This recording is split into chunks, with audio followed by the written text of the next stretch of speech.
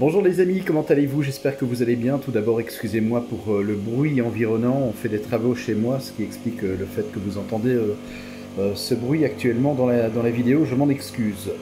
Voilà, c'est une vidéo réponse pour une personne en fait qui ne comprend pas comment se fait-il que quand on touche le fil neutre, finalement, qu'on n'a rien et qu'on ne se fait pas ni électriser ni électrocuter alors qu'il y a du courant qui passe dedans. Alors, je vais essayer de réexpliquer, j'avais déjà fait d'ailleurs dans une vidéo précédente, en fait le fil neutre, il est neutre, c'est-à-dire qu'il ne génère pas d'électricité, il ne génère pas de tension, il ne génère pas par conséquent non plus lorsqu'il y a une charge de courant, c'est juste un fil qui va permettre au courant de... c'est un fil de retour qu'on appelle ça, mais c'est un fil qui ne génère aucune tension, aucun courant, aucune puissance. Raison pour laquelle, eh bien, si vous le touchez, vous n'avez rien. Voilà.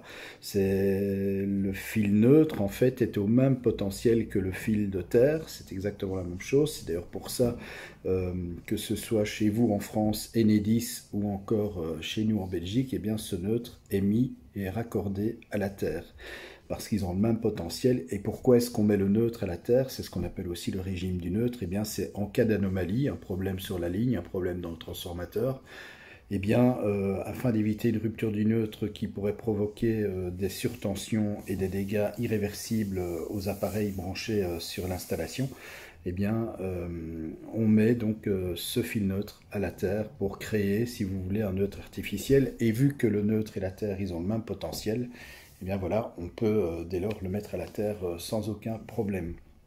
Et c'est d'ailleurs aussi ce qui explique le fait que quand on touche le neutre, eh bien, on n'a rien, on ne se fait ni électriser ni électrocuter.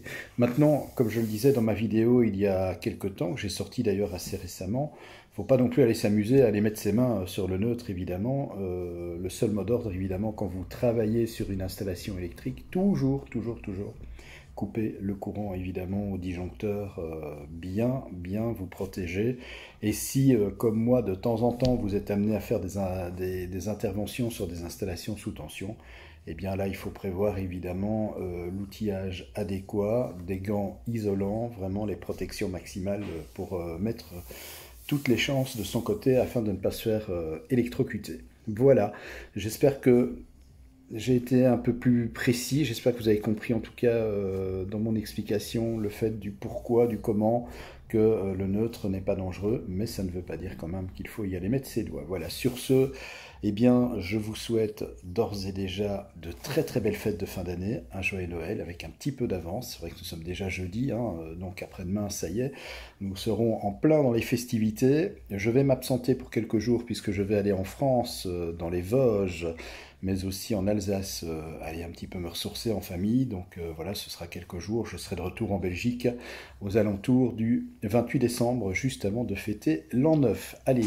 d'ici là, passez de belles fêtes, je vous embrasse et je vous dis à très bientôt.